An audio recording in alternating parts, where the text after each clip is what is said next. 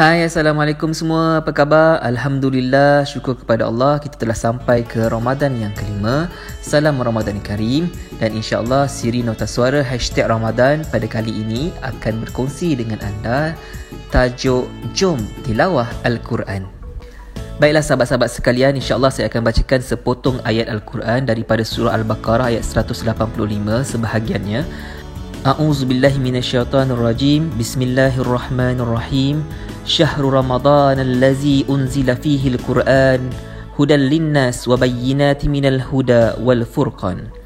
Yang mana maksudnya bulan Ramadan adalah bulan yang di dalamnya diturunkan Al-Quran sebagai petunjuk bagi manusia dan penjelasan-penjelasan mengenai petunjuk itu dan sebagai pembeza, yakni antara yang hak dan juga yang batil. Jadi sahabat-sahabat sekalian, kalau kita lihat daripada ayat yang dibacakan tadi dalam surah Al-Baqarah ayat 185, yang mana Al-Quran ini diturunkan oleh Allah Subhanahu Wa Taala melalui malaikat Jibril kepada Nabi Muhammad sallallahu alaihi wasallam khususnya pada bulan Ramadan.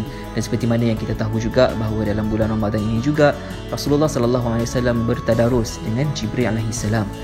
Jadi sahabat-sahabat sekalian, bahawa bulan Ramadan ini adalah bulan kemuliaan kepada umat Islam kerana dalamnya ada Al-Quran. Baiklah sahabat-sahabat sekalian, saya akan kongsikan kepada anda beberapa poin kemuliaan ataupun keutamaan membaca Al-Quran di dalam bulan Ramadan.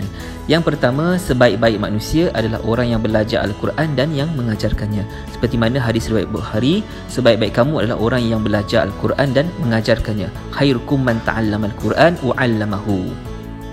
Seterusnya, poin yang kedua, bahawa Al-Quran adalah sebaik-baik ucapan seperti mana Allah berfirman di dalam surah Az-Zumar ayat ke-23.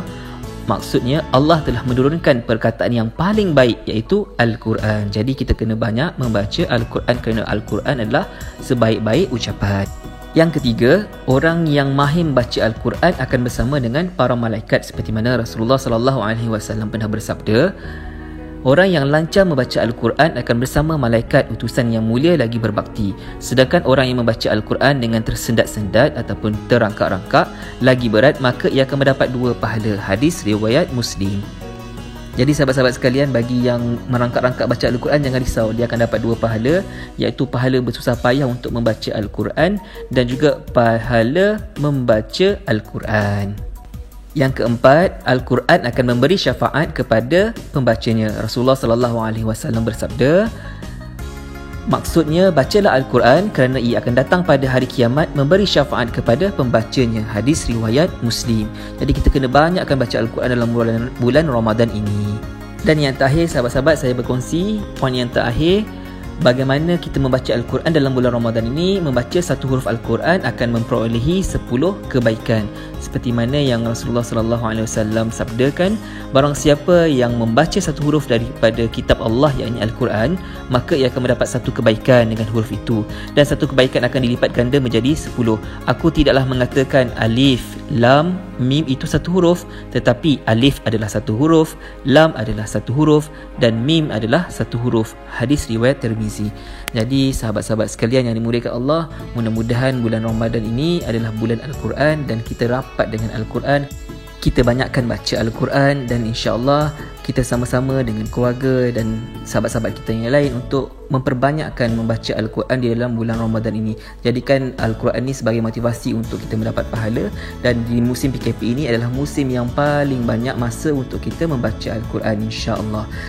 Sebaik-baiknya kalau dapat kita baca 1 juzuk satu hari, ataupun kalau tidak paling kurang 1 hari 2 atau ke 3 muka surat. Yang penting setiap hari kita membaca Al-Quran. Baiklah, jom sahabat-sahabat sekalian, jom kita tilawah Al-Quran dalam musim PKP ini. Kita banyak membaca Al-Quran, insya-Allah mudah-mudahan hidup kita menjadi berkat.